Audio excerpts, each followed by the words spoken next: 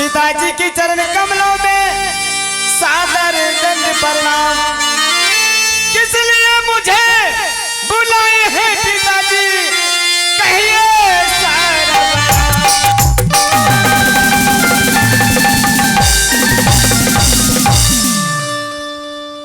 बेटा सीतोड़ बसंत,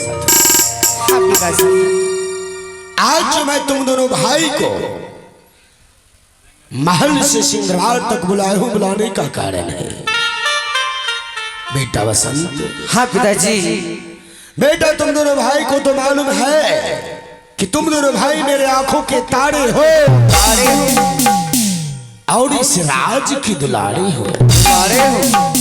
जब तक मैं तुम दोनों भाई को एक नजर देख नहीं लेता हूँ, हाँ, तब तक मेरे दिलों को शांत नहीं होता है।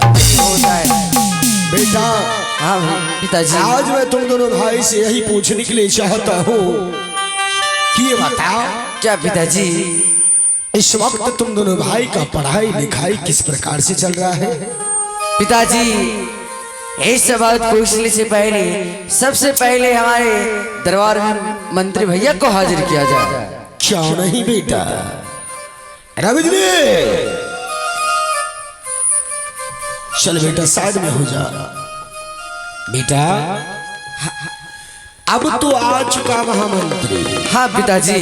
अब बता तुम क्या कहने के लिए चाहते हो? पिताजी जब हम दोनों भाई गुरु पाठशाला पढ़ने के लिए जाते हैं तो साथ में आप मंत्री भैया को भी भेजते हैं गुरु पाठशाला छोड़ने के लिए। बोलने नहीं देता है?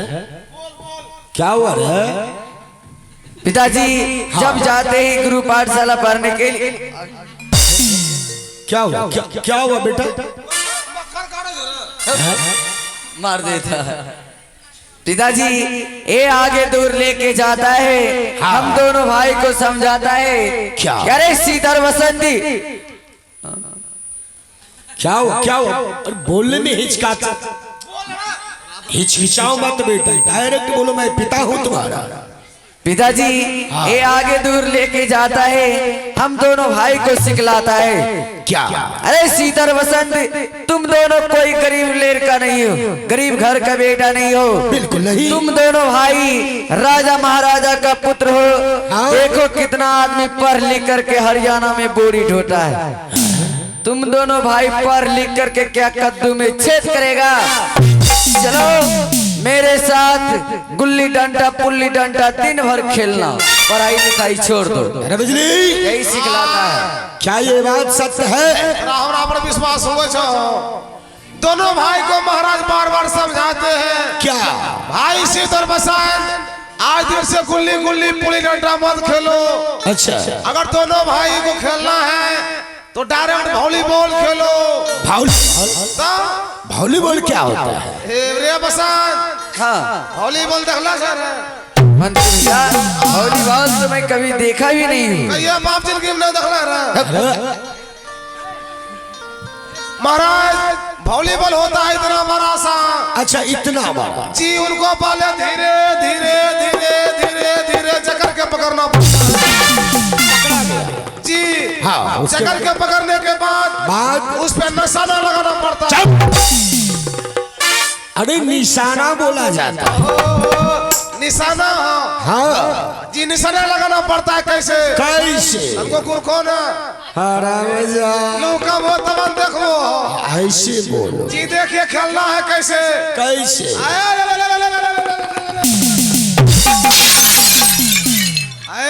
बागमती गेलो बुरवा के लागलो न कम की हो ए नोक बहले गे मइयो और नहीं लागलो सो हरामजा नहीं लागलो हो ये बताओ जी तुम मुझे वॉलीबॉल के बारे में बता रहे थे हाँ या मेरा मुंह भांगने की तरीका अपना रहा था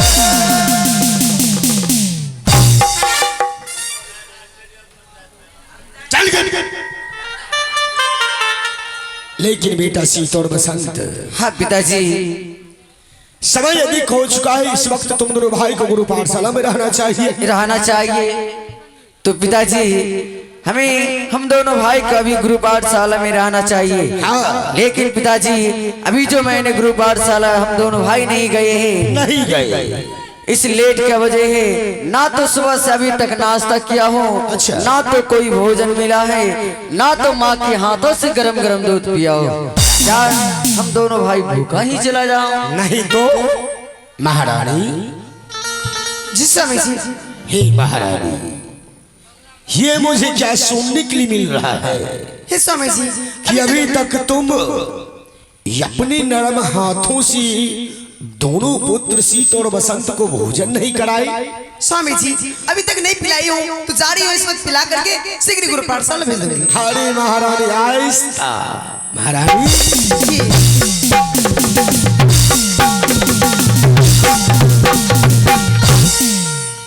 लेकिन बेटा सीत और बसंत हाँ पिताजी इस वक्त तुम दोनों भाई चले जाओ गुरु पाठशाला पढ़ाई करने के लिए हाँ जैसे ही तुम दोनों भाई वापस आओगे आओगा तो मैं तुम्हारी माँ से 56 प्रकार के महलों में भोजन बनवा के रखूंगा क्यों नहीं पिताजी हम दोनों भाई चले जाएंगे गुरु पाठशाला पढ़ने के लिए और आने के बाद माँ के हाथों से हम दोनों भाई तुरंत भोजन कर लेंगे क्यों नहीं बेटा ठीक है पिताजी